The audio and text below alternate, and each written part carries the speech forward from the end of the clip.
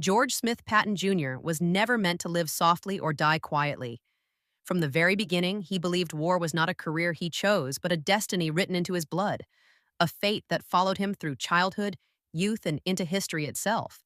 And while other boys dreamed of ordinary lives, Patton wrestled with learning difficulties, slow reading, and the constant humiliation of feeling inadequate, wounds that did not weaken him, but instead carved a dangerous hunger inside his soul, pushing him to bury himself in ancient battlefields, Roman legions, forgotten empires, and the lives of warriors long dead, as if he were searching not for inspiration, but for memory.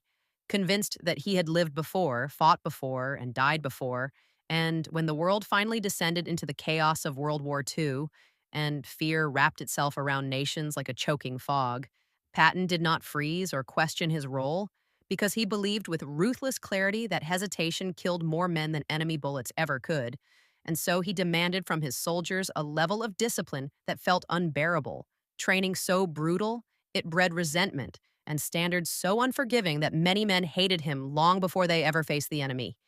Yet hidden beneath that cruelty was a terrifying truth.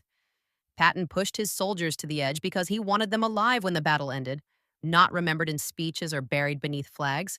And when the fighting began, those same men who cursed his name followed him into fire and steel because he never ordered them forward unless he was willing to stand at the front himself. His battlefield speeches were harsh, violent, and stripped of comfort, filled with raw language and brutal honesty because Patton understood that soldiers do not survive on lies. They survive on truth strong enough to drown out fear. And while the world saw a fearless general polished in steel helmets and sharp words, few ever saw the deeply emotional man hidden behind that armor. The man who prayed obsessively, who wept alone over fallen soldiers, who carried unbearable guilt for every life lost under his command, a man torn apart by the knowledge that victory demanded blood, and yet believing with all his heart that speed was mercy, aggression was compassion, and bold action ended suffering faster than caution ever could. A belief that would be tested to its limits during the Battle of the Bulge when Allied forces stood frozen, surrounded, exhausted, and close to collapse as winter crushed hope and morale alike.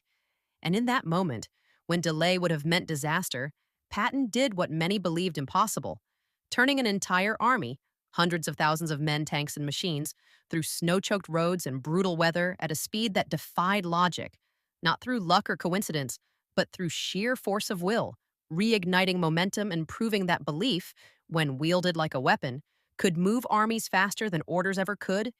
Yet greatness never walks without shadow, and Patton's victories deepened his isolation as his explosive temper, blunt honesty, and refusal to soften truth created enemies not only among those he fought, but among those who wore the same uniform because Patton was not built for politics, compromise, or careful silence. He was built for clarity, movement, and war.